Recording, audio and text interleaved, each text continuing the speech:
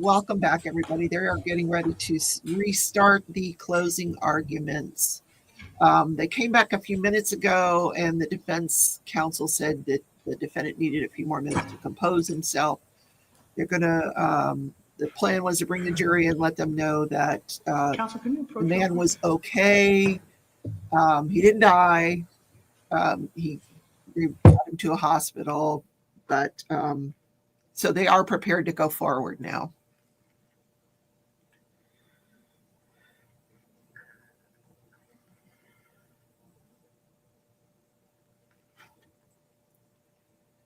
Welcome back, Jerry.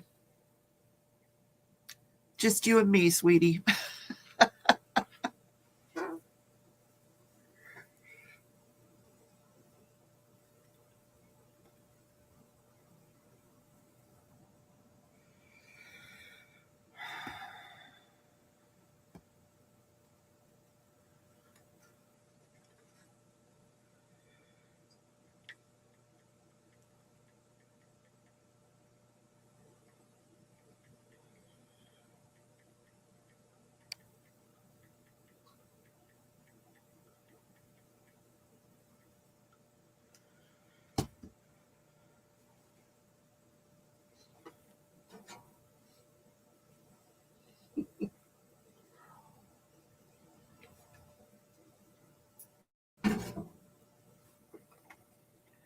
I think I'm going to go heat up my coffee, Jerry. Be right back.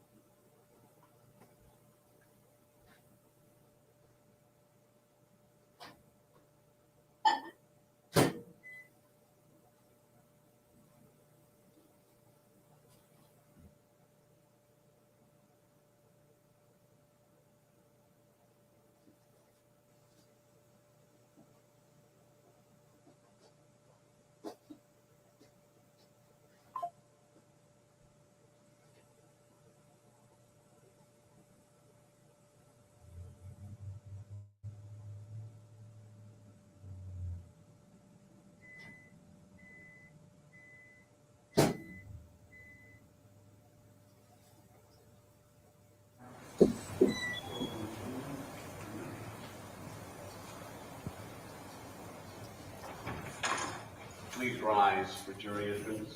Hi, Lynn.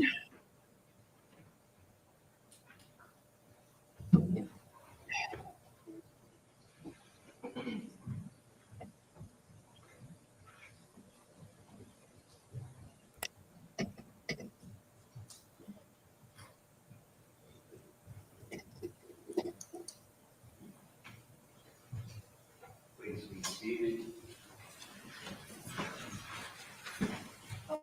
Okay. Thank you for your patience, ladies and gentlemen. These things sometimes happen during trials. As my staff informed you, the gentleman who had the medical incident during the proceedings is doing well and has been seen by medical staff. And so at this point, we're going to reconvene. Obviously, what happened in the courtroom has, as you can imagine, has no bearing on your decision in this case, one way or the other. So I ask that you not give any further thought or consideration in terms of your role as jurors in this case. And so we're going to continue with Attorney Sistu's closing argument. Attorney Sistu, whenever you're ready. Thank you. And thanks for hanging in there. I was telling these guys, you got to see me do what I used to do a long time ago. He's okay. All right.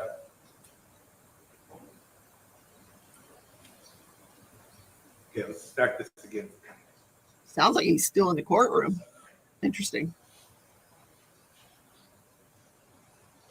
Maybe it was I want just to a get blood back sugar to issue. You know, you never know. very, very basic principles of why we're all here.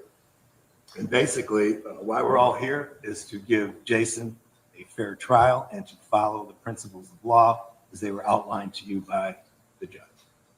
And we'll go right back to the beginning. It was proof beyond a reasonable doubt, burden of proof, presumption of innocence, and then, folks, the additional thing in this case was self-defense. And you all got a grasp of what that was. And you got to see some of it during the course of the trial. And now I'm going to try to explain where we are with this. Like I said, this is an interesting case. It's a self-defense case. There's no question about it. And there's some very graphic material in here, very graphic medical material.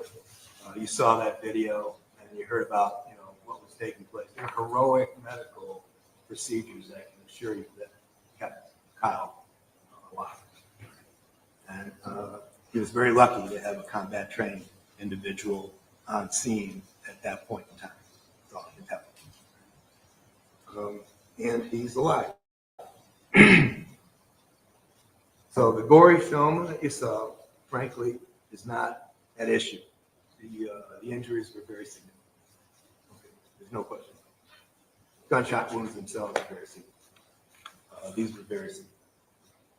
But this is a rare incident, folks, where you get to see somebody, in this case, Kyle Violet himself, the centerpiece of the prosecution's case, in a situation where not only was he threatening on April 4th, something that he had done before with Jason. And I'll go back to the October incident for no reason at all. The threat to his life, the threat to his family's life, right in front of his own home for no reason at all. And we almost have an instant replay of that.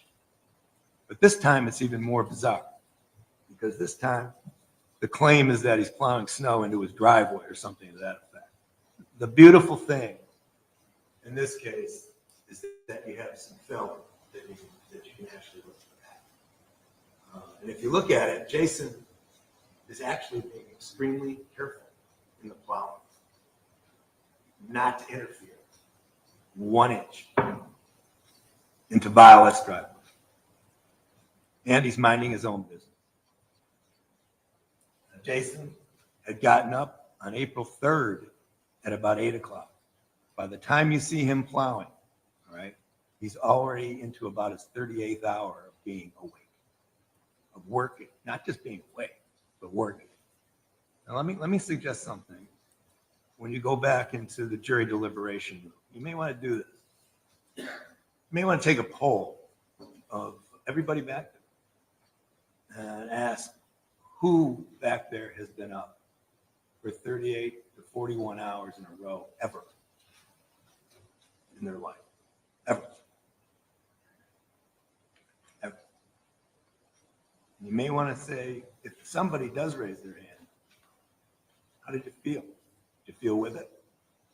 Were you working during that particular period of time?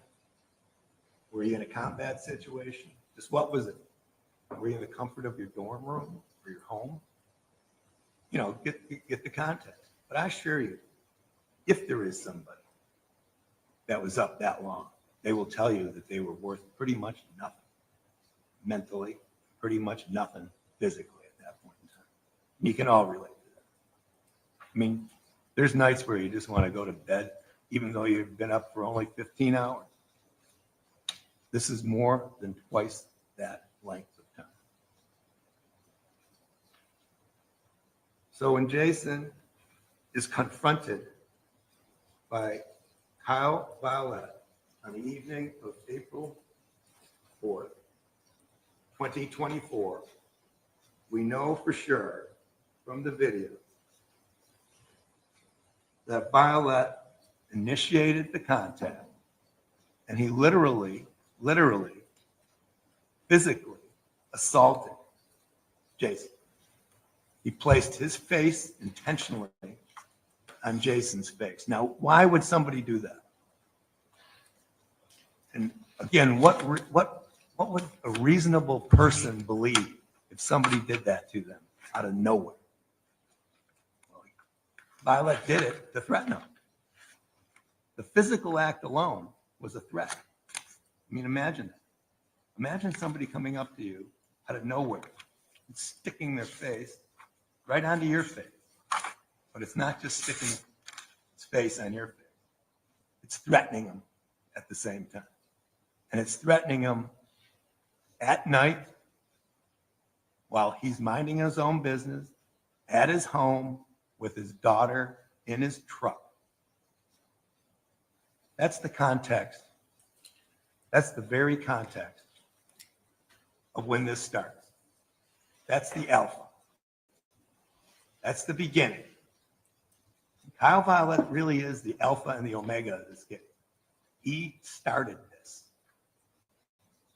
You know, you wouldn't be sitting here at all. Think about this. You wouldn't be sitting here at all but for Kyle Violet. Why did everything go down like that? What was that scramble all about? It was all about Kyle Violet. He placed himself in a position intentionally to threaten Jason. To threaten Jason with death. There was nothing conditional about sticking his face on Jason's face. And there was nothing conditional about threatening. And you'll see that it happens more than once. When you run that video, you take a look at how many contacts he had. I mean, what was he trying to prove? What in the name of God was going through his head? Other than to try to scare hell out of Jason Lemon. And to relive that same threat that he'd had with him months before. And again, it was for no reason whatsoever. None. Zero. So we know that he initiated the contact. We know that he stuck his face into Jason's face. We know that he made threats. He made multiple approaches. Now, I'm going to ask you, I'm going to go through self-defense instruction in a second, but I'm going to ask you, do not abandon your common sense when you sit here. When you looked at that, what did you see? Did you see some cool, calm guy coming out to say, please move some snow, please don't block my driveway? Or did you see an enraged, out of control, insane guy coming up on somebody minding his own business in the middle of the night? And that's the context that you have to take this case. And you're going to hear from the judge that you have to basically run it through the lens of what was going on that night. Not today, when we're all sitting in a courtroom, cool and calm, rolling it over in our heads and going frame by frame like Detective Dan did. Because that's not reality. The reality is that this whole interaction took about 11 seconds. This is quick stuff. Quick decision material with a man that was shocked that he was even going to run into Kyle Violet that night. There was no reason for it. Reason means something in this case.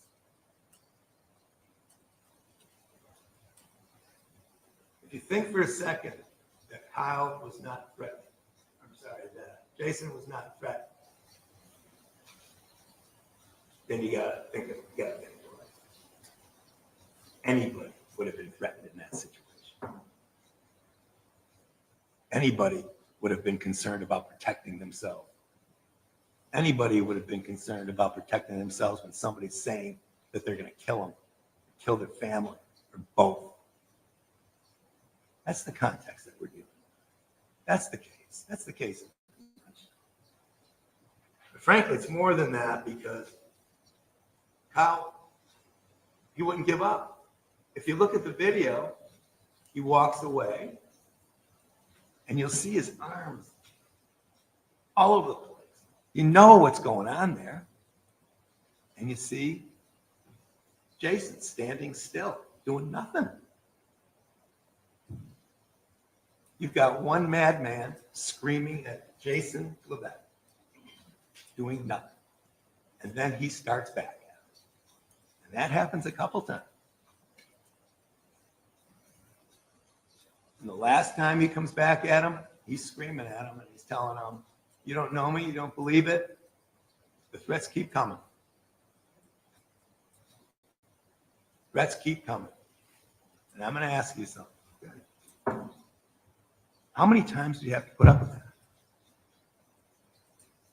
Do you have to wait until somebody comes at you with something?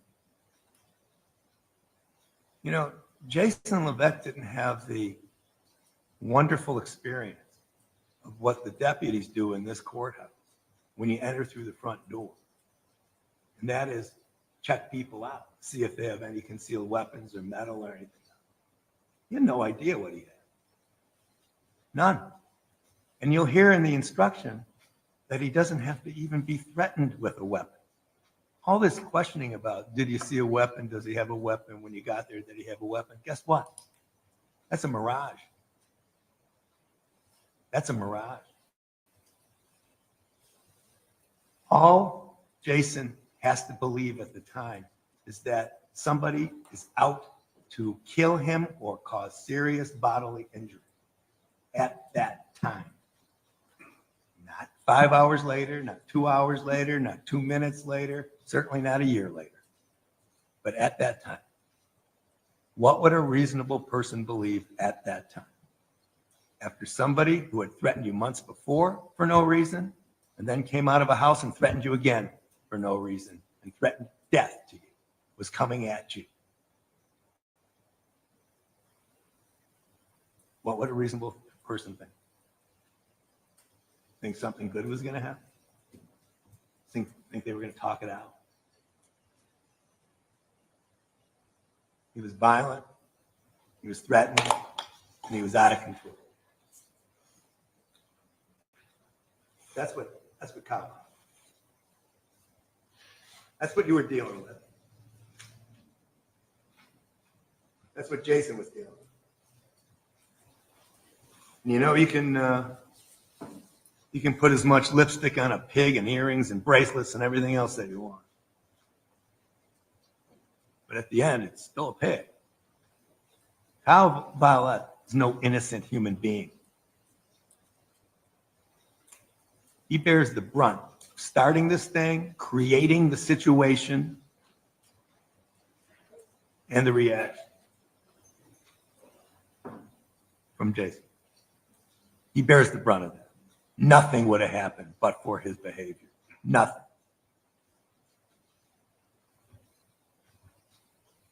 Now, in this case, you got to see a breakdown. And you heard testimony from Detective Danny. And remember, he got to go frame by frame. Remember what he was doing? It was kind of cool, but I mean, it was frame by frame. And something that, of course, Jason wasn't able to do. I mean, retrospective observations are interesting, all right? But that's not the test.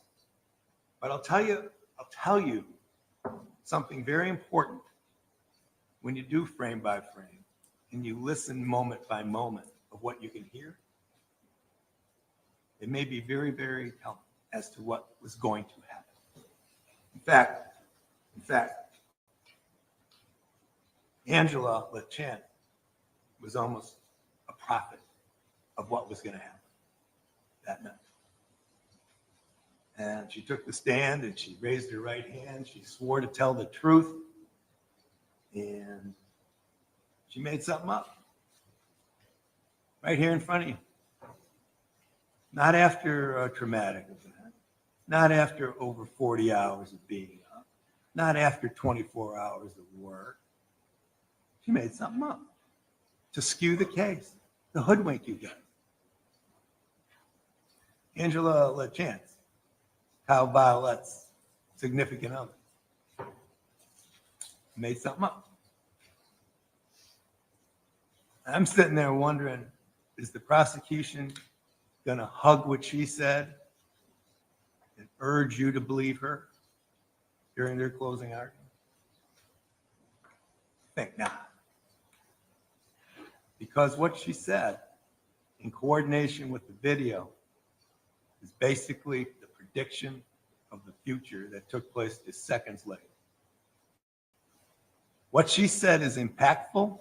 It's her present sense impression of what's going on with Kyle Violet. That's her watching her significant other going down the driveway and confronting Jason. And Detective Danny captured him. In fact, at 10/11/22 on the 4th of April, 2024, Angela LaChance is heard saying, quote, "Yep, there he goes. I don't know. He's all the way out there. He better not do anything stupid." Now let's just stop. Who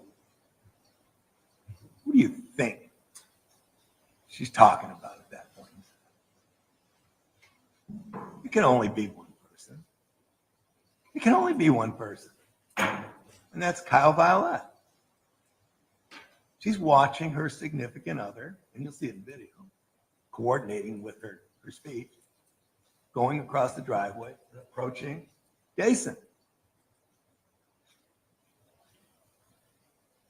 Just a few seconds later, Angela says, he better not do anything fucking dumb.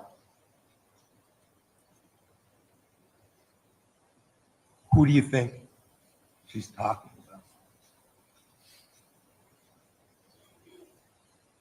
Jason's just standing by the truck when she says that. Who is in Jason's face? Kyle Violet. Now that's black and white. That's obvious. That's obvious. But she still had the gall to tell you, no, I was actually talking about Jason. And that's absurd. That's ridiculous. And frankly, if you want to know the definition of a lie, that's a lie. That's a lie. That's an intent to deceive. That's an attempt to put her thumb on the scale, try to convince you guys of something that just wasn't happening. That's just something that's out there in outer space. That's Angela. That's Angela Legit. What really happened that night, she could almost tell was going to happen. Somebody was going to do something stupid. You saw it. Now, in the self-defense case, there are many, many items you have to go over, and this instruction is going to help you out. And the judge is going to tell you that evidence has been presented that the defendant has acted in self-defense. When there's some evidence of self-defense, the state must prove beyond a reasonable doubt that the defendant did not act in self-defense. I mean, that's a heavy, heavy burden, okay? They have to disprove self-defense beyond a reasonable doubt. If you have a reasonable doubt as to whether the defendant acted in self-defense, you must find the defendant not guilty. If you believe, in other words, that his reaction and his actions that night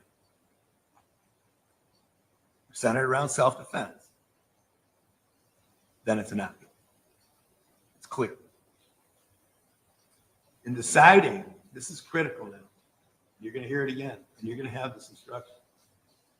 In deciding whether the defendant acted in self-defense, you should consider all the circumstances surrounding the incident. All the circumstances surrounding the incident, which include the prior threat, all the work he did that day, his exhaustion, the fact that he was put upon by surprise, and that he was threatened. You should consider how the defendant acted under the circumstances as they were presented to him at the time, and not necessarily as they appear upon detached reflection. So you have to step back. You have to see how he would have been seeing things at that time. Okay? Not under a microscope, not after, clear, detached reflection. None of that. But at the time, these things happen quickly. And that's why this particular instruction is important. You should consider whether the defendant's belief that it was necessary to use deadly force was reasonable when he acted in the heat of passion. Not coolly and calmly, right? Not rolling it over in his mind, but reacting to what was presented to him at the time. It gets better. A person has the right to use deadly force on another person to defend himself or a third person if three conditions are met. He actually believed that the other person was about to use deadly force against him or a third person. Doesn't say that he thought the other guy had a weapon. Doesn't say anything about it. All this weapon stuff is an illusion. He doesn't have to frisk him and see if he's got a weapon. In other words, the defendant can use deadly force if he actually believed that he or a third person was in imminent danger of death or serious bodily injury from another person. Serious bodily injury, ladies and gentlemen, can be as much as a sucker punch from a madman that breaks your nose or knocks you to the ground or whatever, okay? And folks, if you were looking at that film objectively, it almost looks like it could have just happened any minute. Any second, forget about minutes.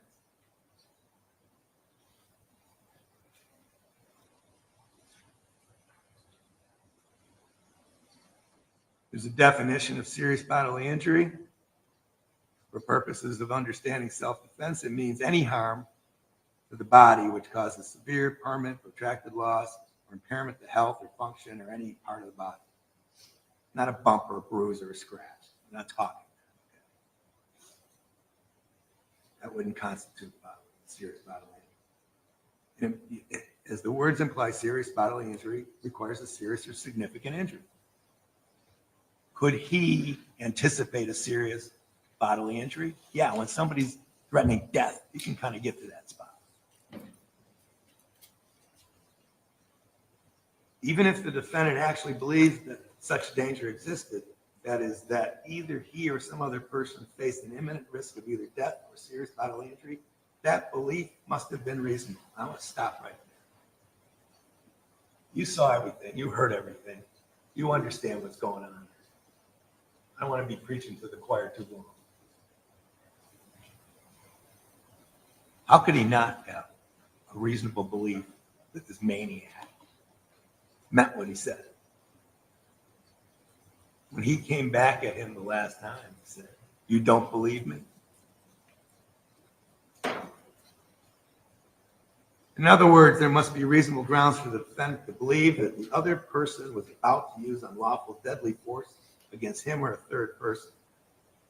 And here's the key. Self-defense does not require an actual danger to the defendant.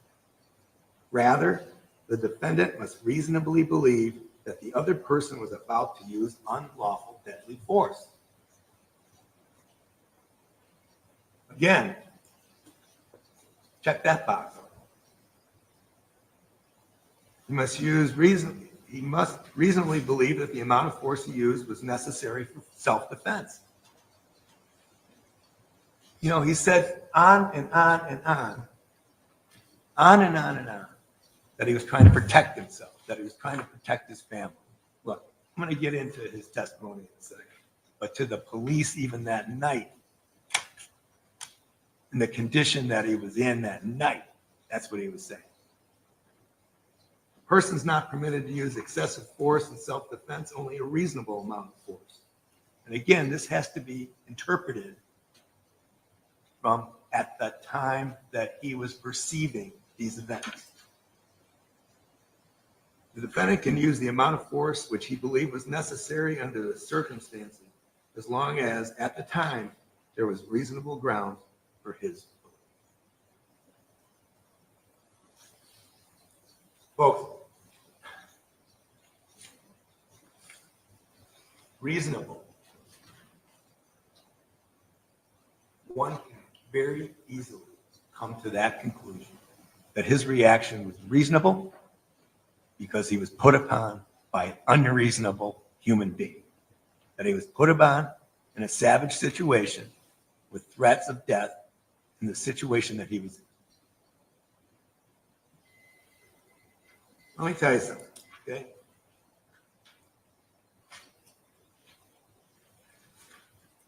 Jason went through quite a bit that night. Not only was he exhausted, not only was he threatened by this maniac, but he was trying to care for his daughter as well. He was worried about his parents. Of course, he was worried about himself. And he was exhausted. So what happens after this thing happens? Is it somebody saying, oh my God, I'm going to run? No. Actions speak a lot louder than words.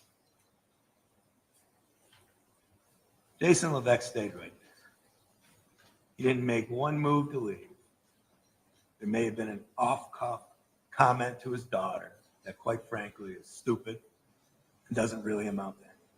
He never tried to evade the police at all. In fact, there's evidence that he even dialed up 911 and just didn't hit the button because he heard the sirens go. It came from him, it came from his daughter. And it also speaks to the fact that he stayed there. It also speaks to the fact that he made the firearm safe. He prepared for his arrest. He placed the firearm in the dash. He took the extra magazine out of his pocket. He secured that. And when the police came, he stepped out of the vehicle, he raised his hands, and he cooperated all night long with the police. That's not somebody that's fleeing. That's not somebody with a guilty conscience. That's somebody that's waiting and anticipating and then cooperating with the police, just like an innocent person would do. No resistance, no lip, no nothing. When they asked him to get in the cruiser, he got in the cruiser. When they asked him if he could go to the police station with no problems, he went. And we got to the police station, folks. You saw the video. I want you to watch that video. About 20, 25 minutes long. And in the video clip, you're going to see a human being, all right, that is wiped out. I can't even describe it. This guy can hardly take his own sweatshirt off. He's cold. He's hot. He's nauseous. He's laying down on the floor of the interrogation room. That's just the beginning. There's almost 3 more hours of that. Do you think he got better over time? Do you think that's a good environment to get factual, actual, accurate information from somebody? Be surprised if he could tie his own shoes at that point. But they took a statement from him, a lengthy statement, and he was sitting there as long as they wanted to take it. This isn't somebody giving him lip. This isn't somebody that's resisting. This isn't somebody that's uncooperative. This is somebody like just what he said on the stand. He was just trying to help put it all together. Do you think somebody actually has a vivid, accurate memory? I should draw on this a little bit. After being involved in a shooting for the first time in his life. I mean, this guy doesn't even, like I said, he never even shot a chipmunk in his life. You think that doesn't shake you up? You think that doesn't scramble it? You think if you add that to the threats, that doesn't scramble you? You think if you add that, the fact you've been up for 40 hours, that doesn't scramble you? You think if you add that to the fact that all you're getting is a glass of water and a Slim Jim, that doesn't scramble you? That's the context of the 3 hours, over 3 hours of interrogation with Jason. But did he complain? Did he say, no, I don't want to do it? No. In fact, the entire night, this guy is cooperating with the police. Can we search your truck? Yes. Can we take your video info? Can we take your cameras? Can we take your hard drive? Yes. Can we have the password? Yes. Okay. Yes, yes, yes. Will you speak with us? Yes. Can we swab your hands? Yes. Everything's yes. He's trying, okay? Was he perfect in the interrogation? No. And you know what? Nobody would be. Not under those circumstances. Nobody would be. The honest answers are that he's doing everything he can, not only to help the police, but he's doing everything he can to try to explain what went on that night. He tried to do it with you guys. And you know it. He didn't have to take the stand. You know that, right? He didn't have to subject himself to cross-examination, and Attorney Barth's very good at it. Been doing it for years. He's very good at it. He didn't have to do that. He didn't have to put up with that. Nobody forced him to go up there. Jason Levesque went up there because he wanted to look at you folks in the eye and tell you the best he could as to what happened. Not skewing the facts, not lying, not deceiving you, not playing games, not changing stories.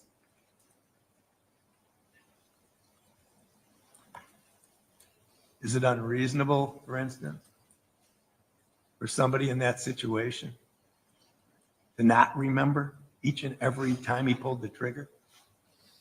It's an automatic. It goes on automatic. He's pulling. It's not done till it's over as far as he's concerned. And what's his concern at the time? Protecting himself, protecting his daughter, protecting his home. This thing happened right on the front steps of his home. Right in front, pretty much, where his mom and dad were sleeping. Right there.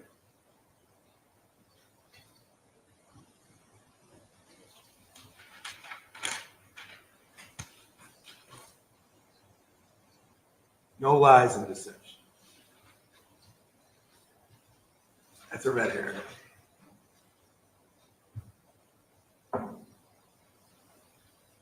I'm going to urge you, take your time when you're deliberating. I'm going to urge you to listen to everything that's going on in those tapes that you have. Watch everything that's going on in those tapes. Okay? You know, Detective Garston spoke of tactics and, you know, training and all this stuff for interrogation. You know, maybe he was running an interrogation with tactics and training and everything else. Jason Levesque, he's not sitting there constructing a self-defense defense. He's not constructing anything. He's trying the best he can to cooperate with the police after a traumatic incident. A first for him, shooting anything that was living and breathing. And you'll hear Garston. You'll hear him in that tape. Listen closely. When his body cam is not switched off, and he's talking to another officer. And he says, let's talk to this guy now. Let's talk to him now while he wants to talk.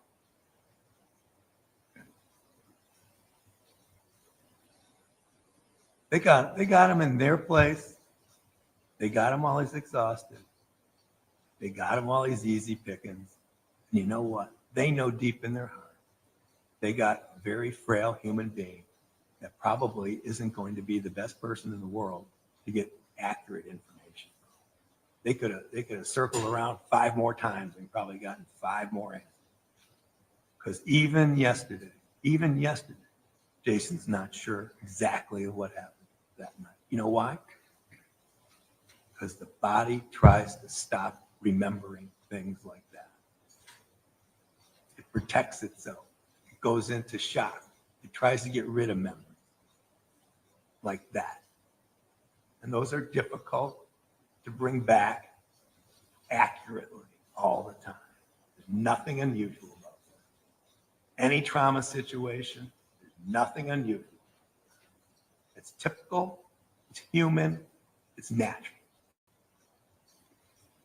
Some of you may have experienced these.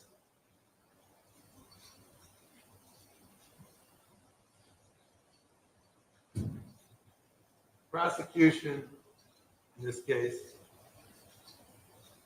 for lack of a better analogy, was dealt a lousy hand. In order to get a conviction in the United States of America, in a courtroom like this in a criminal case, you got to hold aces. You got to prove the case beyond a reasonable doubt. Okay?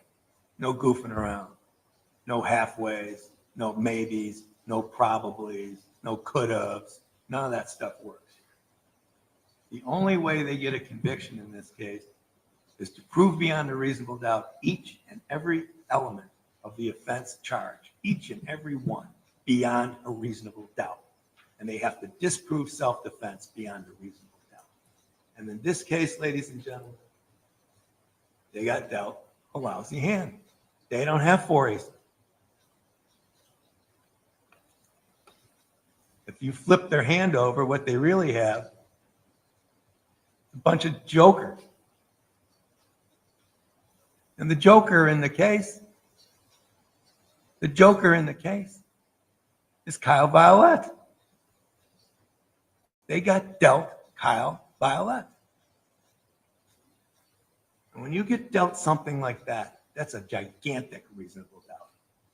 And when you get dealt somebody that acted the way he acted in a self-defense case, that's a lousy hand. But don't feel sorry for him. This isn't about sympathy. It's not about worrying about their case. It's about critically analyzing their case and making them prove their case beyond a reasonable doubt. You have to make them prove it.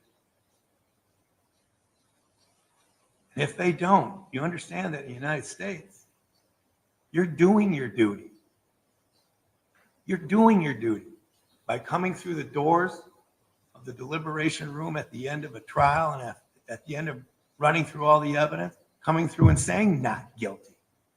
That's the justice in the criminal justice system. It's not doing favors for the state. You don't do that. It's holding them to their burden. And I pray you do.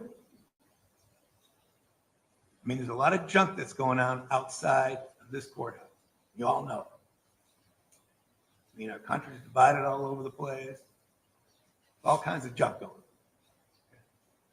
Maybe the purest form of being a citizen right now, the purest form of being a citizen in this country, the purest form of democracy in this country,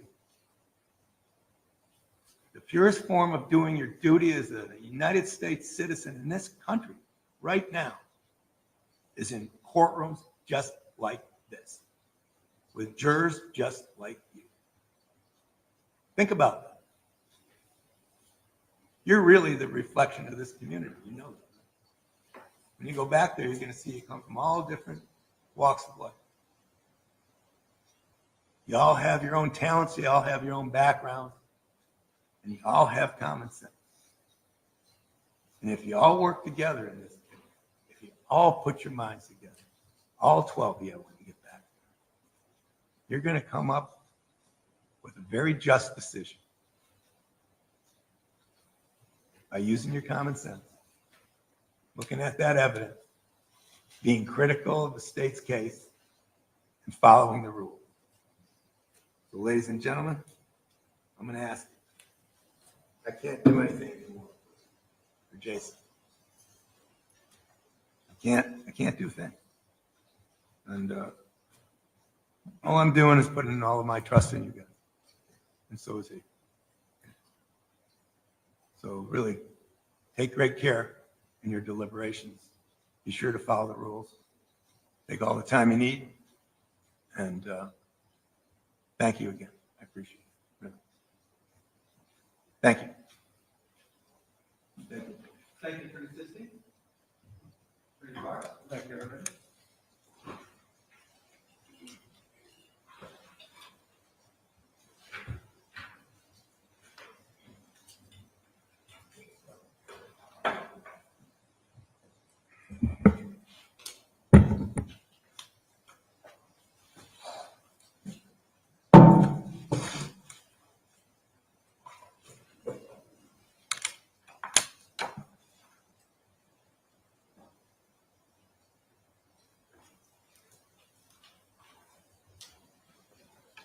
You know, I want to talk about two words that were touched on in that presentation. But I want to talk about those two words in the context of the shooting. Before and when Jason Levesque decided to shoot. This isn't a case just of a shot. This is 6 shootings. And I want to talk about these two words in that context. These two words are reasonable and imminent, as about to. And to be clear, these are not just words. These are the concepts and principles of a sensible law that buttresses against inappropriate and unnecessary deadly violence. Violence driven by notions of retribution, revenge, impulse, anger, and poor judgment. We guard against that with these concepts. These principles exclude unnecessary and pointless violence, but they also at the same time ensure for you, for me, for everybody, including Jason, the right to protect yourself, but within the boundaries and scope of reasonableness, reasonable force, reasonable belief of impending deadly force, reasonable degree of force to respond to imminent use of force, deadly force against you. That's the framework that needs to guide your analysis of the evidence. And that's what I want to talk about. Let's move on to evaluate really each chapter, each motion through this process. Not to dissect, not to impose some unreasonable analytical approach to Mr. Levesque's choices.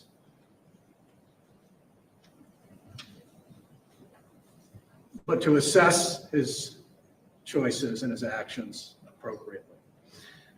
Evaluate each one of these steps, these sequences, and you'll see that at each stage, after the initial confrontation, there is actually a cascading sequence of diminishing risk.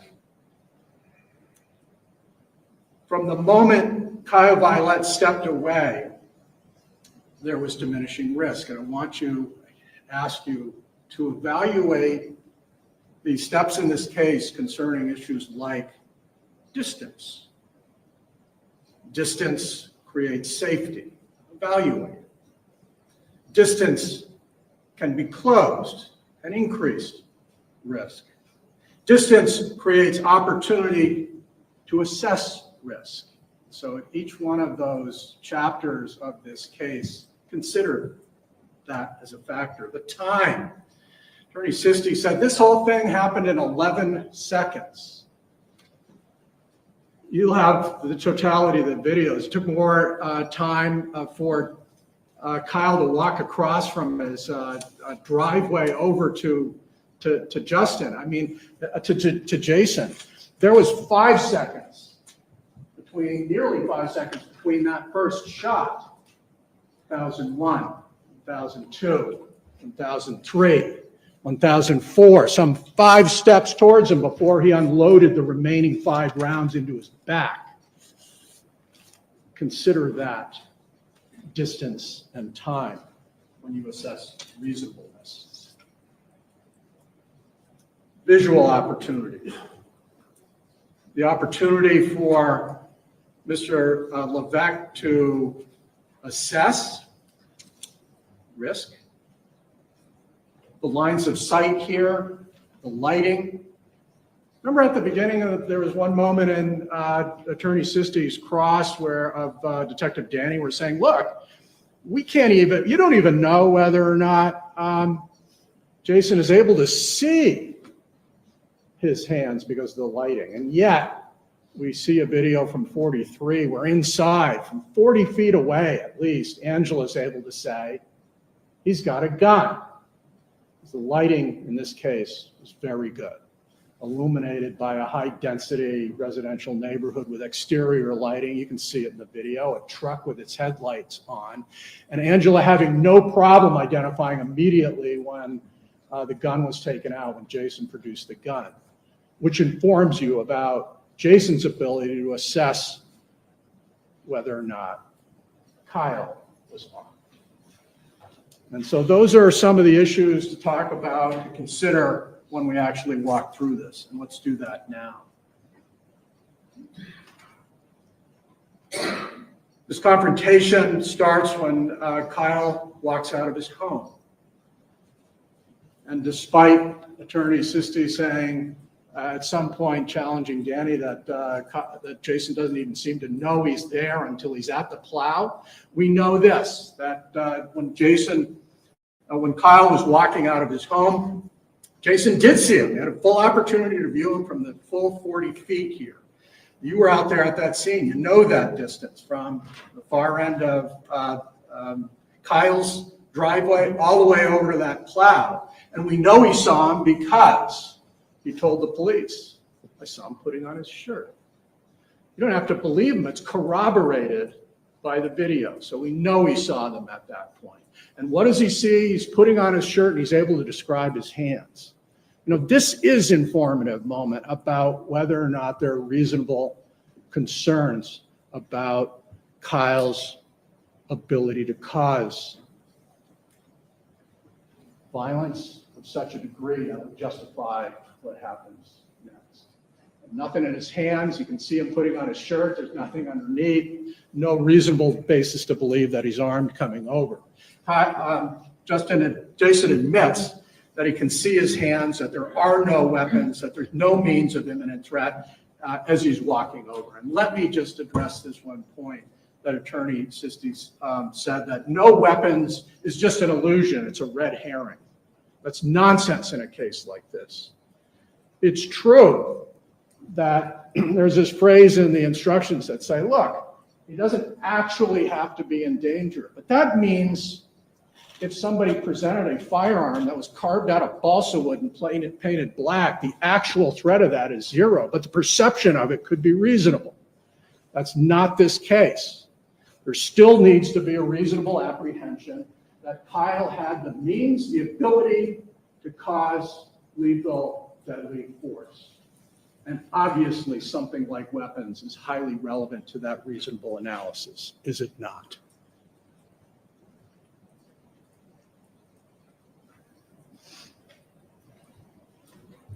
The face-to-face encounter. It's clear that there is contact. Jason's description of it actually says the tip of his nose touched my cheek. Let me be clear about that. There's nothing that's sort of appropriate. I'm not suggesting that's a good deed. Let me just clarify this point. It's non-deadly force. There's no suggestion that he is going to kill him with his nose. I don't mean to sound glib about that. I mean literally to say that dismissing that he didn't have a weapon and say that the encounter there is what drives this analysis is misplaced. Here's the reality. That moment passed without the use of deadly force. That's not when the shooting happened. And yet, in this courtroom, that is what was recreated by the defense. We literally had a recreation of the face-to-face, the nose-to-nose encounter.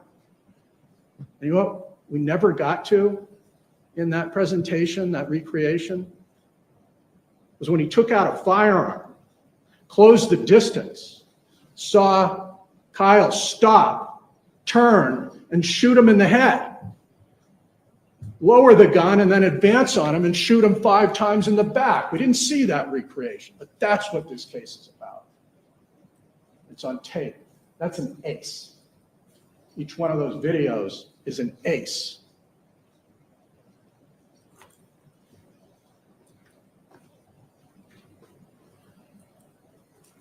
You know what could have happened at that nose-to-nose assault? That's the definition of non-deadly force. And you know what Mr. Levesque would have been fully within his rights to do? Shove him. That is to use non-deadly force in response. That is another corollary of self-defense. You can defend against non-deadly force with non-deadly force. He may have even deserved a punch in the nose. Reasonable force. But to bring that whole episode forward as justification to shoot him is not reasonable. It is the most intense moment of this entire episode. And yet, that's not when he was shot. And that moment was defined by non-deadly force. His hands were out. He had no weapon. He didn't claim to have a weapon. He didn't hint he had a weapon.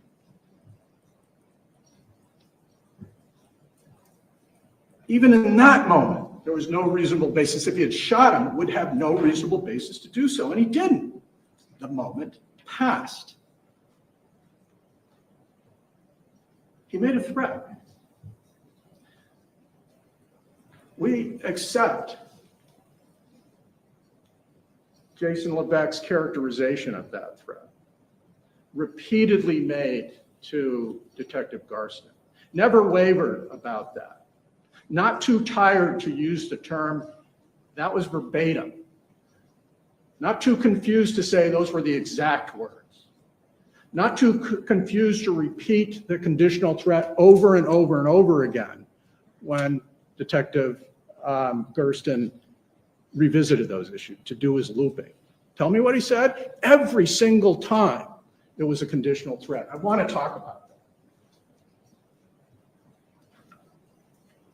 that. Let's be clear. If words are the basis to justify killing somebody, then words are really important. A conditional threat, these aren't just legal concepts, I gotcha moments from the law. These are common sense analyses of words. A conditional threat is important, it's different, because it literally buffers and defers both the act and a time period of when a threat may come to fruition. I know that sounds all legalese. Put it this way, something needs to happen, and it's going to happen in the future. And that diminishes the nature of the threat. It's not, I'm going to kill you for what you just did. That's imminent. Brandish a knife. I'm going to kill you for putting the snow next to the pole. It didn't happen. Something else had to happen. And it would happen in the future. And then, still, Kyle would have to have the means to actually do something lethal and violent. I mean, there's some pretty common sense examples of this notion of conditional threat, from this, the real world. And if you flirt with my girlfriend in the gym one more time, I'm going to kill you. The guy says, fine, I'm not flirting with your girlfriend. I'm not going to do it anyhow. If you cut me off in traffic one more time, I'm going to kill you. It's a conditional threat. I'm not going to kill you for cutting me off. It's different by nature, by assessing reasonable risk. Let me just talk about this condition too. You want to know what the biggest red herring in this case is? It's where Jason Levesque put the snow. That's actually the point. Attorney Sisti got up multiple times to point out with different witnesses, hey, that's not on his property, is it? No, it's pretty close. You heard from a bunch of different witnesses. No, not on the property, on his property. That's the point. The condition of the threat hadn't happened. And Kyle is literally saying that. He's not saying you put snow on my property, therefore I'm going to kill you. He said, if you drag that stuff out of your driveway and push it down in front of my driveway, then we got this problem. Didn't happen. According to Jason, it wasn't going to happen. And that literally redefines the notion of this threat. That's the point. It didn't happen.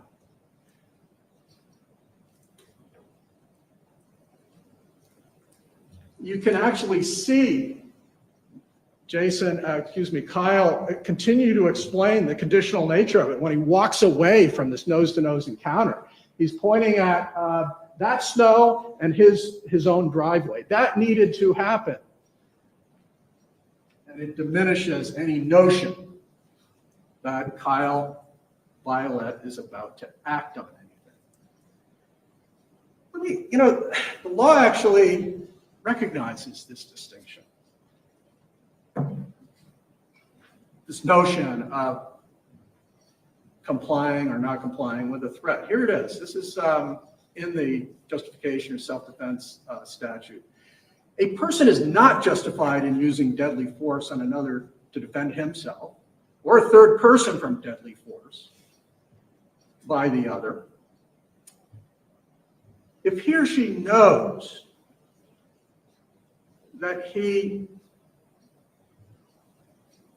can comply with a demand that he or she abstain from performing an act which he or she is not obligated to perform. That's a very legalese definition of conditional threat. In other words, if you don't have to perform this pushing snow in front of the driveway, of Kyle's driveway, you can't use reasonable force. You can just not do it. Here's the difference. If somebody comes up with you with a knife and says, look, give me your wallet. You don't have to comply with that. You can take your gun out in the face of a knife, in the face of the threat of something that you don't have to do. You shoot them if you want to. Somebody comes up to you with a knife and says, hey, look, if you ever come into my home again and steal my wife's jewelry, I'm going to kill you. That's you don't not only have an obligation to go into their house, you have an obligation not to. So it's sort of a very clear example of a conditional threat where you don't have to comply with it. There's nothing about pushing snow in front of Kyle's property that he had to do and was therefore imminently threatened by it. And I get, we're spending a lot of time on this. My point is, in this particular case, words matter.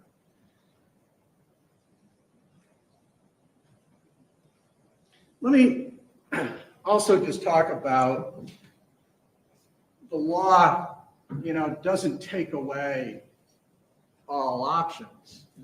I think we talked in Vladir about sticks and stones can break your bones, but words will never hurt you. And that's a kindergarten notion of it. And we accept that in the real world out there, words can be scary. And threats that you probably don't hear in kindergarten, like, I'm going to kill you and your family, didn't come around. So there is another layer. And it's this. You're allowed in New Hampshire, under the same justification self-defense law, a person who responds to a threat, and this is as opposed to imminent deadly force, to a threat which would be considered by a reasonable person as likely to cause serious bodily injury. In other words, the basis of the threat is something like, I'm going to kill you. You can respond to that by displaying a firearm or other means of self-defense with the intent to warn away a person making that threat, and you don't commit a crime. The law has anticipated this very moment where it's just a threat, but not imminent use of actual deadly force. But the threat of deadly force, if you're armed, you can produce your firearm and say, no, you're not. It says nothing about them being able to shoot them for retribution, for your anger, for your offense, for your sense of honor. You can warn them away if it's a threat.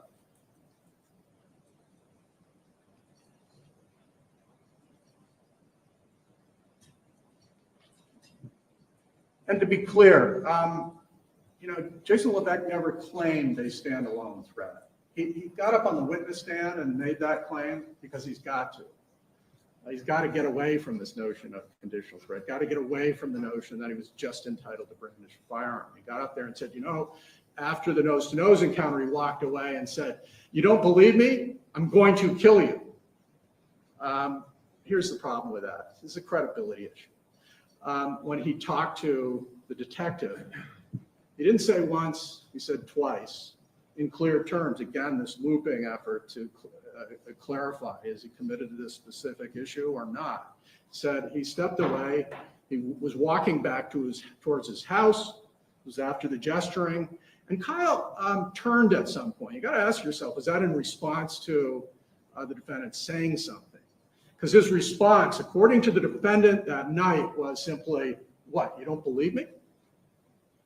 And that had him walking back, sounding very much like an exchange. The bottom line is, no, there was never an additional standalone threat despite his claim. You saw this process work out, how it works. I showed him the transcript, 2 places where it was very clear that there was no standalone threat. And he said, oh, it's in there. It was in there, you saw the process work out. His attorney could just as well get up there and show the transcript where I was being tricky and omitted it and say, oh no, here it is. But that never happened. The reason that never happened because it's not in there. Jason Levesque never claimed there was a standalone threat.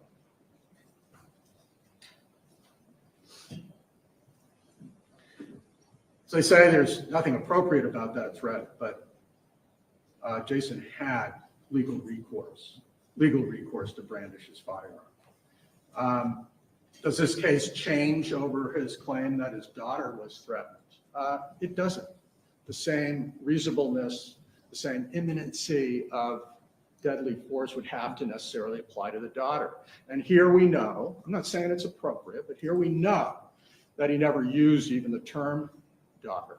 We don't even know that Kyle was aware that she was in the truck because he never gestured towards her, never pointed towards her, never invoked her name, or even specifically daughter. It's a broad brushstroke, horrible, inappropriate threat, but not one that imminently targeted his daughter, not this case.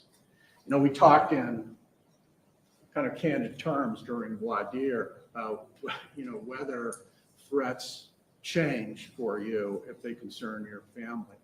And of course, everybody's initial visceral response is, yeah, you threaten my daughter, I'm going to kill you. And that may well be, a natural initial reaction. But this is for real here.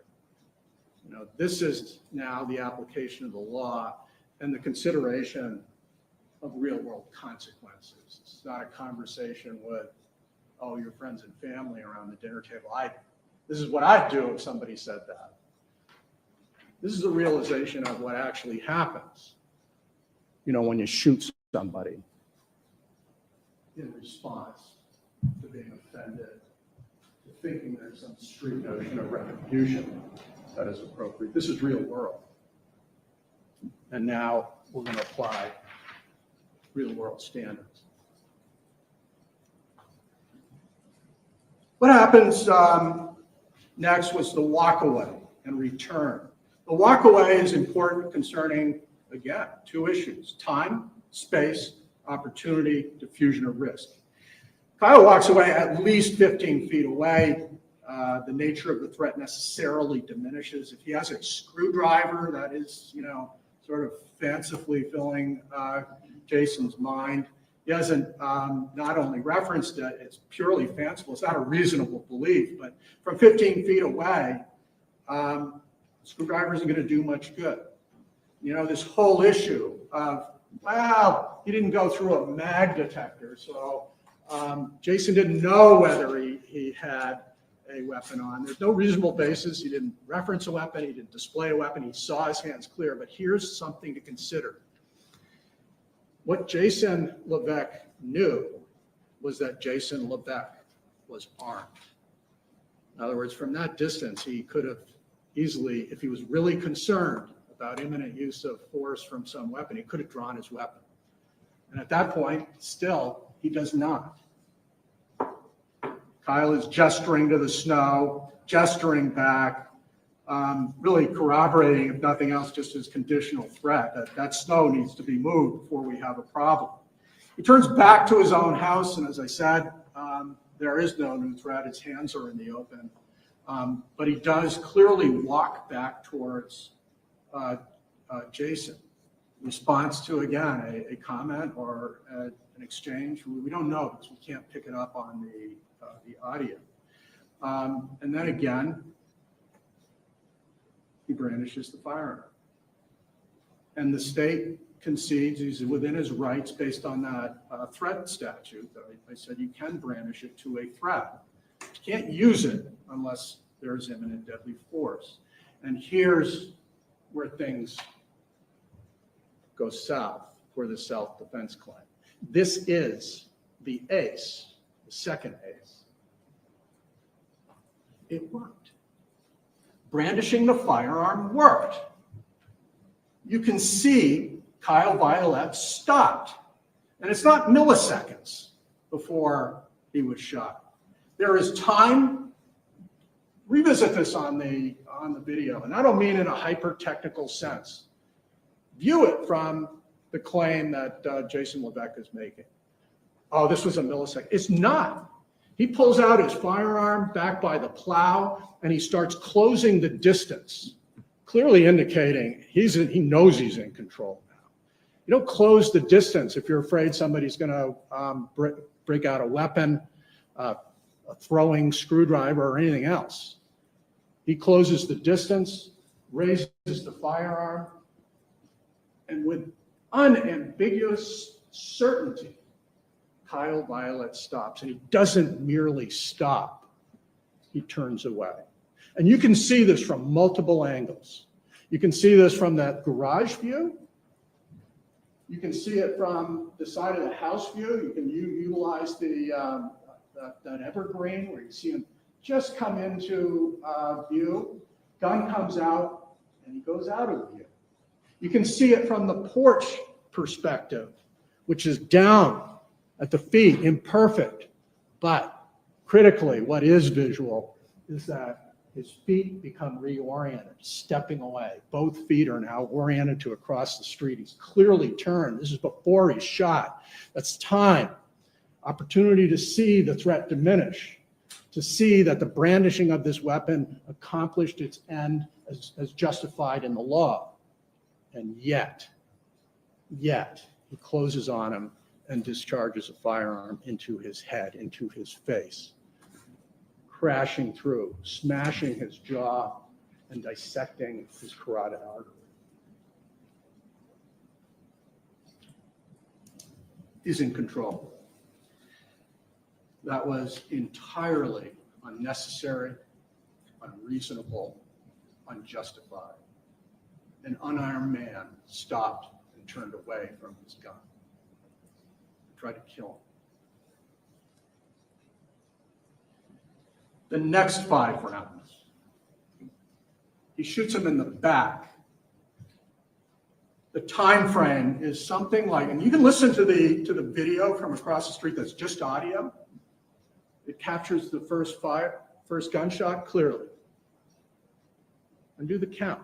Something like 4 to 5 seconds. Think about that. 1001, 1002, 1003, 1004. Bam, bam, bam, bam.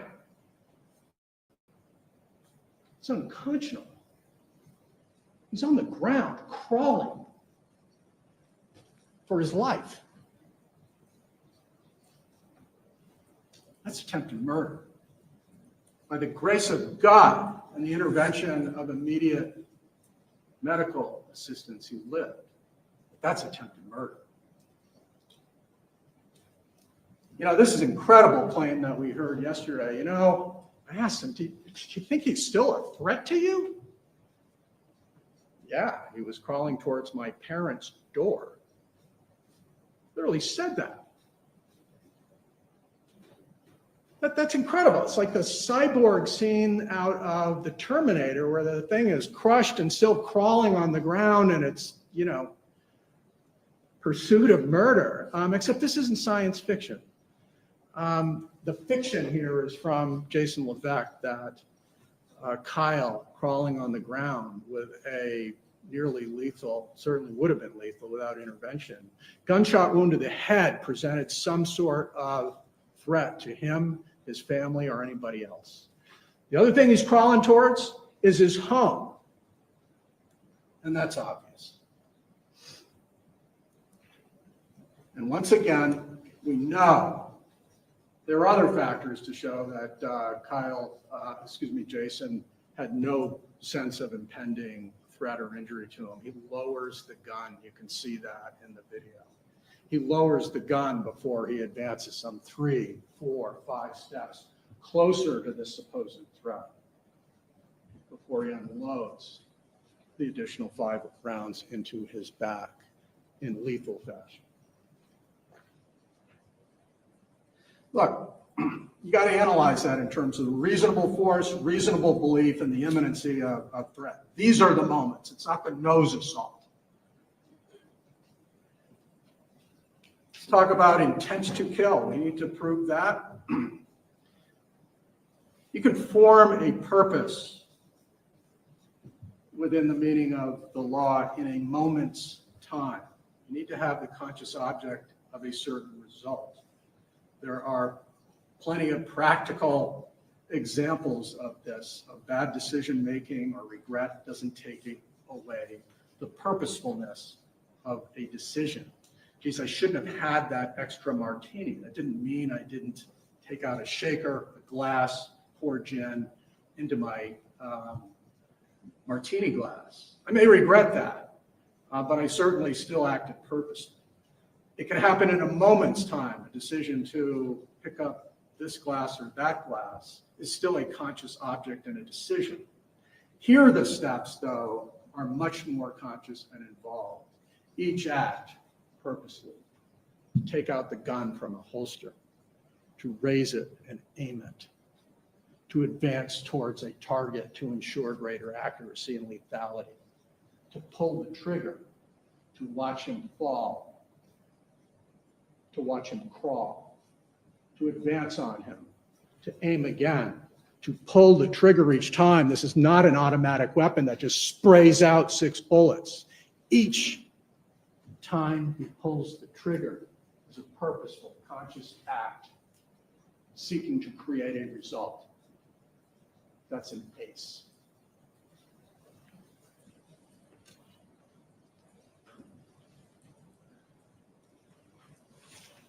Look at the nature of these wounds. A headshot, 5 additional shots that each found potentially lethal marks. He's got shots in both buttocks, clearly indicating he's not a threat, but all those shots were potentially lethal. You heard the doctor say that each one was in an area of critical vascular, nerve, and organ system.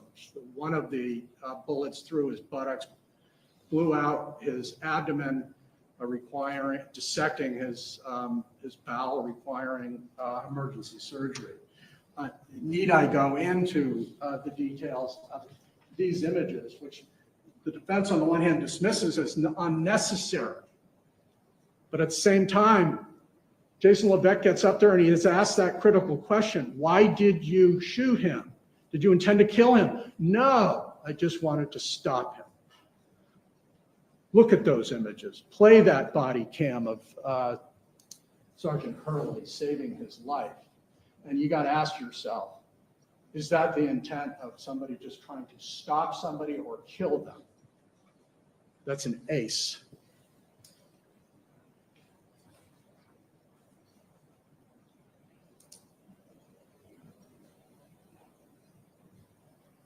Let me talk about Jason Levesque's claims that he made to Detective Garson. Confusion, memory, tiredness. Look, these lies that he made that we talked about were central issues required for self-defense. He didn't just happen to, stumble upon some misstatements. These are not the misstatements of, confusion, misstatements of fatigue, like his distance was off, fibs to cover for his pride or embarrassment. They are essential features to support a non-existing self-defense claim. If you had a bad memory, you were so confused or overwhelmed, you'd say to the officer, you know what, I don't remember that. I don't remember that moment. I'm confused about that moment, but he never said that. Instead, in response to Garson's questions about, well, what happened after you took out the firearm? He gives a vivid, pictorial account, a visceral account. He said, I took out the firearm. Did he stop? No. He continued to advance towards me. In fact, he hastened, his words, hastened his pace towards me. It had been 10 feet away, but then he rushed. And I could see in his eyes his aggression. All of it, complete fabrication and nonsense, but all of it essential for a self-defense claim. So what did you do? I fired. Stay on his feet? Yeah. That's not confusion. Confusion, I don't know what happened. He gives a very precise answer. Why? To justify the next 5 shots. Did he go down? No. He didn't appear to flinch. Maybe he flinched because of the noise. But I don't know if I even hit him because he kept coming at me. Well, then what happened? That's why I had to unload those next 5 rounds. That's not confusion. That's not. I'm not sure what he was doing. He's coming at me, and he gives this vivid, nonsensical. The degree of mendacity is breathtaking.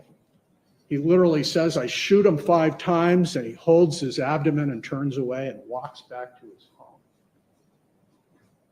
That's a self-serving lie to fabricate self-defense because he knows what he did was wrong and unjustified. Otherwise, we'd see kind of this random confusion of facts that some support, some don't make sense, some aren't corroborated. But it just happens to be that each lie is such a divorced distance from truth and happens to land squarely within a set of facts that would support self-defense if true. But we got some aces. We got videos that demonstrably show he's lying.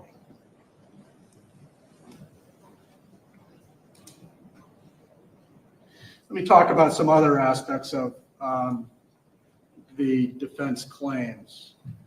That he was tired at the street side and therefore was having difficulty. We've got to adopt this 40 hours of sleep. First of all, that whole notion that he was up for 40 hours is a credibility question for Jason Levesque. He's working for a commercial plow company that has some liability, and you think they don't give them breaks over the course of the day, that they're not conscious about the amount of time somebody's on the road. He's operating a commercial plow where apparently even at that hour, he is able to make precise judgments and assessments of distance, of force, to plow, to pick up his daughter, drive safely there, but he's too tired in the next 5 minutes to make rational assessments about risk and whether or not the defendant, excuse me, Kyle is on his feet or not after getting shot in the head. Let me just say, he's not tired in the sense that that he's absolved of responsibility. He may be sleep deprived and dangerous, but that's a different matter. How about that he consented to the videos? Look, he's sitting there in the, this is another immunity card from the defense. Well, he gave him the video. Look, Garston heard about the video earlier on. He looped back at page 66. He hears about it at page 27, but he's the one who says, hey, you got video from tonight? And it's true, the defendant signed over the video. Do we know whether he's thinking, hey, maybe there's a Hail Mary here, that there is a kind of a perfect convergence of omission? It was pretty close. I mean, one of the videos just has him coming into view. The porch video is facing down. The garage video has only the sliver. And do we know whether he's making that calculation or not? I don't know. But we know he couldn't count on 43 pulling it all together, getting that arc of a view, that if you see these things in conjunction, you know that Kyle Violet stopped when the gun came out. You know, with the totality of these videos, that he was closing the distance. You know that there was sufficient time between brandishing the firearm, Kyle stopping and pulling the trigger to assess risk. You know he went down after the first shot, and you know he came over to try and execute him with the next 5. That he gave them that video doesn't change any of that. Those are 4 aces.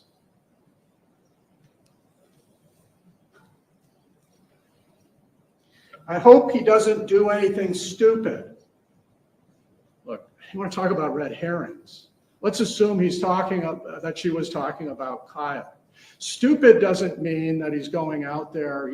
What she doesn't say is, boy, he's armed and dangerous. I hope he doesn't go out there and kill him.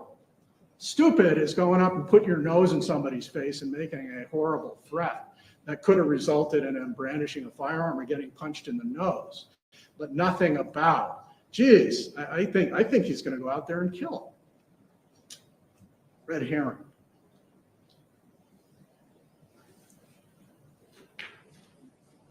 Let's talk about this repeated mantra claim from the defense that Kyle Violet is a lunatic, a maniac. Look, maniacs run out into the road with a bloody axe and threaten you. Here, let's not forget the actual facts here. And they want to omit, you know, the prior event with the snow to make him look like a maniac. You heard from Kyle's daughter. That's got to be one of the most objectively grounded, you know, reasonable, pleasant witnesses we've seen. And she described being at home with her dad, who she adores, and planning a family night, sitting down at dinner, planning to watch a movie, where everyone went to their room, and they were getting apprehensive about the plow not showing up, and that they were all going to have to get out there and shovel. And the anxieties went up. And even Kira, Jason's daughter, acknowledged that, you know, the first storm, we did plow in front of his place. And they did say something. We said, it'll melt. And so there was anxiety about that. I'm not suggesting, again, that the threat is reasonable. I'm suggesting it's not maniacal, that there is context for this, that there's history for it. Don't put that in front of my driveway again. It sort of diminishes the maniac view of this, doesn't it? And likewise, let's go through just some of these other efforts to assail Kyle's sort of humanity. The so-called prior event. What was that about? Talk about innuendo. I mean, we had, once we got into the detail of it, it's like, well, who is this guy? I don't even know if he was my neighbor. I couldn't pick him out of a lineup. Did you call the police on Kyle? No. Did you see Kyle again before this? He might have been taken out of his trash. You can't even identify that dude. And they're bringing that forward as some sort of an assault on his character to create an image in your mind that is much different than the guy who was having a family dinner and got anxious about having a hand remove snow. That's not fair. What about the claim that when Jason returned to his vehicle, that he told a joke about running? That is more breathtaking mendacity. Somebody who just shot somebody this side of death can't possibly tell that kind of a joke unless they're a sociopath. And you know what? He has to recast it again, very much aware of his self-defense claim. If he got up there and admitted, yeah, he was thinking of running, it's an admission that he knew what he did violated the law. Because only people who violate the law and want to avoid legal recourse and consequences run. The first thing he says to his daughter is, should I run? And this isn't just a passing, moment. You heard what Kira had told the police. He asked me, should I run? I said, no, can't run. And he doesn't stop it there as a ha-ha joke. He says, well, then what should I do? Her response is not, oh, ha-ha-ha, you're joking. It's, this is your path. You've got to figure this out. Should I call 911? I don't know. And no, he doesn't. That's not a joke. That's an admission of a guilty state of mind immediately after these events went down. I'm in trouble. Not because he came at me after I brandished the gun. Not because he continued to come after me after I shot him in the head. Not because he continued to be a threat lying on the ground, bleeding to death from a dissected carotid artery. Because he was in trouble. He wasn't justified in shooting him, and he knew it. And that brings us to the police station where he contrives these litany of self-serving lies.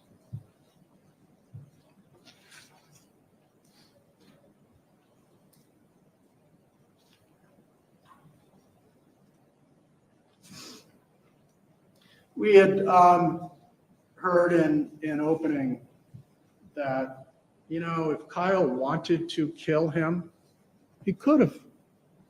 He could have gone back and got another magazine.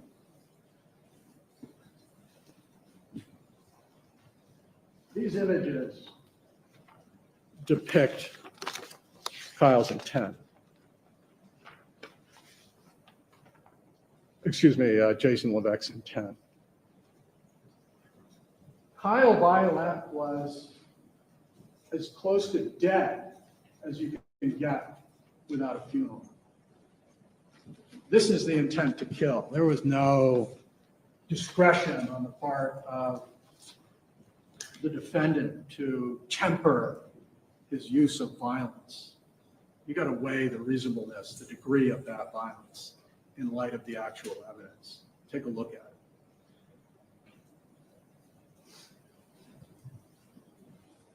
I want to talk briefly then about this notion of Kyle's actions that create then a reasonable belief. He's on the ground in one instance and stopped in the next.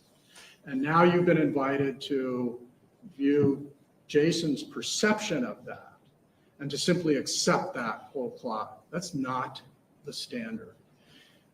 Jason needed to have believed he was in imminent threat of receiving deadly force. We know he wasn't because he was in control of the firearm. We know he wasn't because Kyle stopped. We know he wasn't because Kyle was crawling for his life when he received the next 5 rounds. But so that's the first prong. Even if you get there, you do get to evaluate this objectively. to determine whether it's reasonable. And to dismiss it simply because he was tired is not the law. If he was tired, he should have used extra caution and care with a firearm and the actual use of deadly force. Being fatigued is not an immunity card. It doesn't dispense with objective notions of reasonableness. We literally heard from Jason Levesque up on the stand that, you know what, I don't even know what self-defense is. You lawyers getting tricky on me with this defense notion, self-defense. I didn't know what it was, therefore I couldn't have been contriving it. Here's a guy who explained that he carries a weapon because of a prior incident with some machete. Of course he knows what self-defense is. He literally explained that's why he carried. And yet we're supposed to believe he's too confused, too ill-informed, too tired to reasonably weigh out self-defense. He knew self-defense, and that's why he lied. He knew self-defense, that's why he carried, and he was supposed to carry responsibly.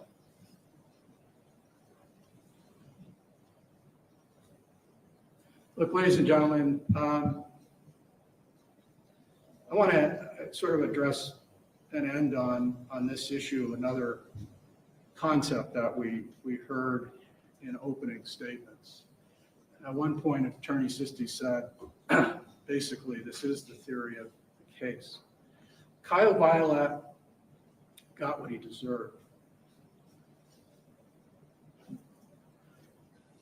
You know, first of all, to assess that, you got to take a look again at what Kyle got. And it's in these pictures. This is what Kyle got. And it was all from words, grossly inappropriate words, but words nonetheless, not married to, not advanced by actual threats.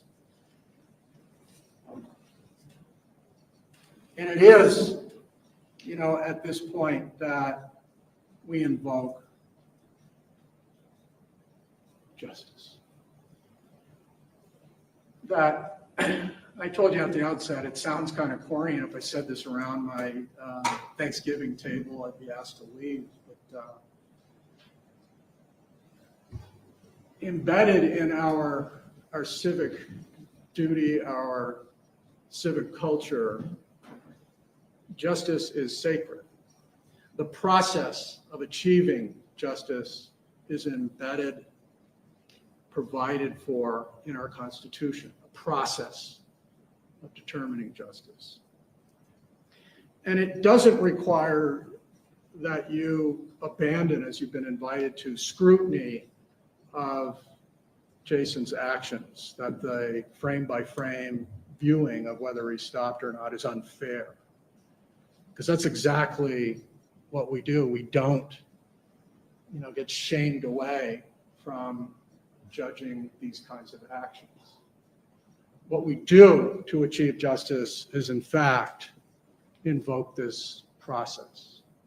The prosecution has a burden to come in and present evidence to a group of citizens, jurors, who take an oath. This process makes our system of achieving justice probably the best in the world. Not perfect, but probably the best in the world. You evaluate that evidence in light of our burden, but using your individual and collective common sense and apply the law. You do that in this case. The path to justice is, in fact, guilty verdicts on both indictments. I ask you to endeavor on that path. Thank you. Thank you, Counsel. All right, so ladies and gentlemen, as you can see, we've now reached the 12 o'clock hour. It's been a long stretch of sitting. So I'm going to take this opportunity for the lunch break. We will take the 1 hour lunch break. We're going to come back here. At that time, I will instruct you on the law.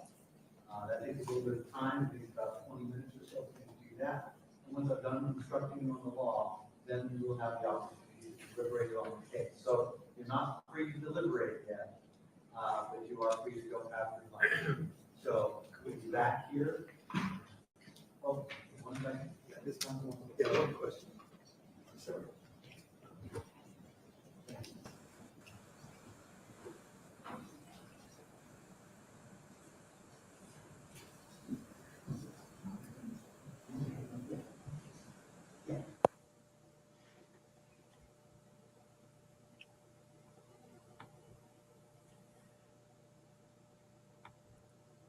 So they will be back in an hour. The jury will come back at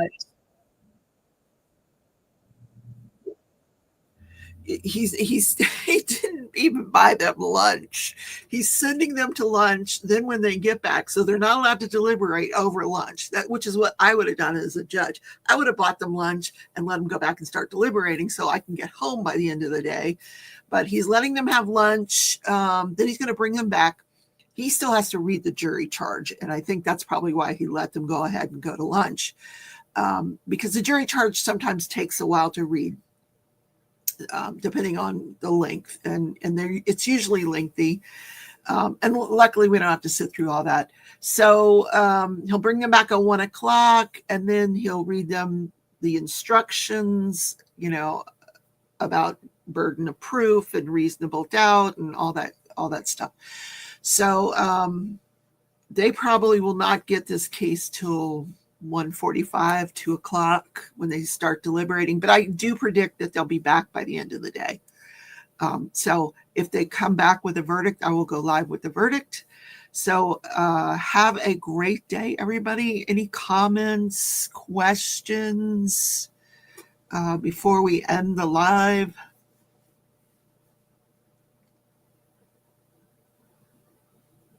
Interesting arguments. I'm you guys know what camp I'm in. I think he used some unnecessary force here, for sure. He could have justified one shot, not 5, the other 5. So, all right. Have a wonderful day, everybody. I will see you in the next video today. Hopefully we'll get a verdict. We'll be on Verdict Watch after lunch. I'll see you guys then. Bye, everybody.